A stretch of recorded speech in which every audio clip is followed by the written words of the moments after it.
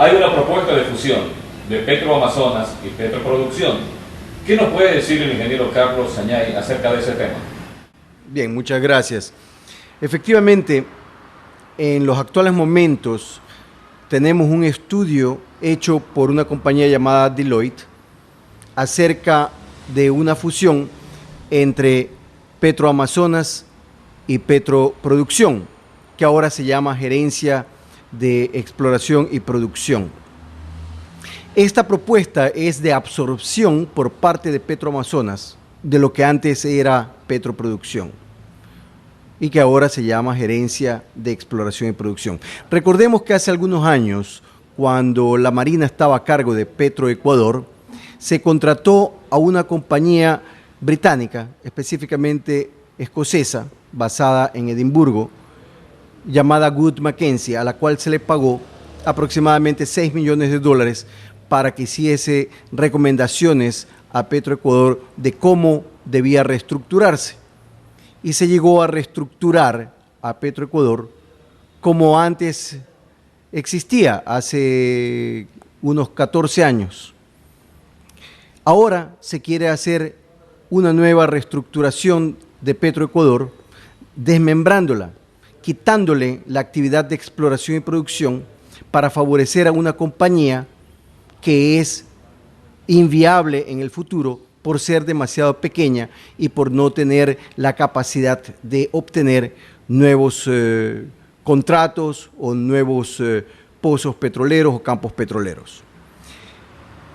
Esta definición de inviabilidad viene de la propia Deloitte y, sin embargo, se pretende que Petroamazonas, una compañía que surge de la caducidad del bloque 15, que pertenecía a Occidental y que pasó a manos del Estado, y que tiene menos de 50 millones de barriles de petróleo en reservas, esto hacia el año 2015, para que absorba a una parte de una compañía totalmente integrada, verticalmente integrada como es Petroecuador, y que tiene 3.000 millones de barriles en reservas. Esta desmembración de Petroecuador no es nada favorable para el país, puesto que tenemos una compañía verticalmente integrada y que ha estado funcionando así por décadas. Al desmembrarla y quitarle la fase más importante de Petroecuador, entonces tendríamos como Petroecuador, como resultado, una compañía con huesos. La parte más importante se la eliminaría prácticamente para favorecer a esta compañía que es inviable en el futuro. Además de que este proceso es sumamente costoso, no solamente es costosa los servicios prestados por esta compañía Deloitte, sino que ponerlo en práctica, poner en funcionamiento es sumamente costoso. ¿Por qué? Porque se está tratando de cambiar la cultura de la compañía Petroecuador. Se cambia la cultura de una compañía cuando ya no hay ninguna otra forma de hacerlo, porque esto es sumamente costoso y difícil de implementarlo. Lo más sencillo es incorporar los activos de Petroamazonas hacia Petroecuador. Si hay algo de positivo en Petroamazonas, es necesario traer esos conceptos, traer esa metodología hacia Petroecuador. Eso es sencillo, no es costoso. Se lo puede hacer con los recursos internos de Petroecuador y de Petroamazonas. No se necesita invertir absolutamente nada. Más aún, tratar de hacer la fusión absorbiendo Petroproducción por parte de Petroamazonas puede ser que no dé ningún resultado positivo. Simplemente se está tratando de hacer un experimento sumamente costoso para favorecer a una compañía, repito, que es inviable en el futuro, que no tiene absolutamente nada de positivo hacerlo, desmembrando a Petroecuador, desfavoreciéndola y prácticamente terminando con esa compañía.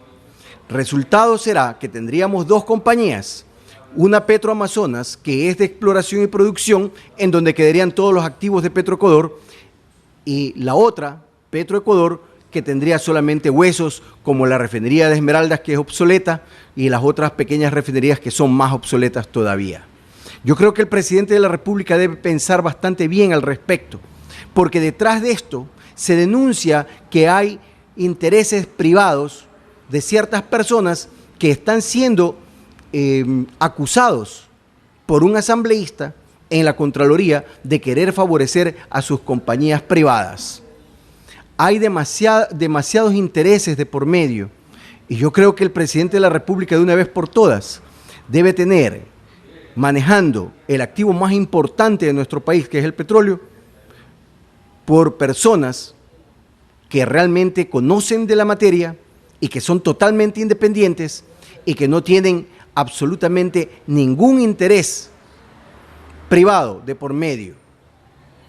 Se ha acusado al gerente de exploración y producción, que además es funcionario de Petroamazonas, de tener intereses personales, y ese gerente debería desvirtuar estas acusaciones.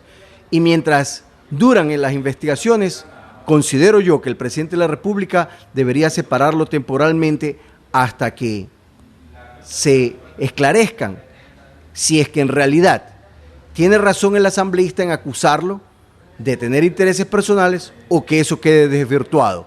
Pero de ninguna manera podemos aceptar que se trate de terminar con la compañía Petroecuador porque hay ciertos intereses de por medio y posiblemente porque la finalidad ulterior sea tratar de privatizar lo principal de Petroecuador y dejando a Petroecuador solamente con los huesos. Muchas gracias.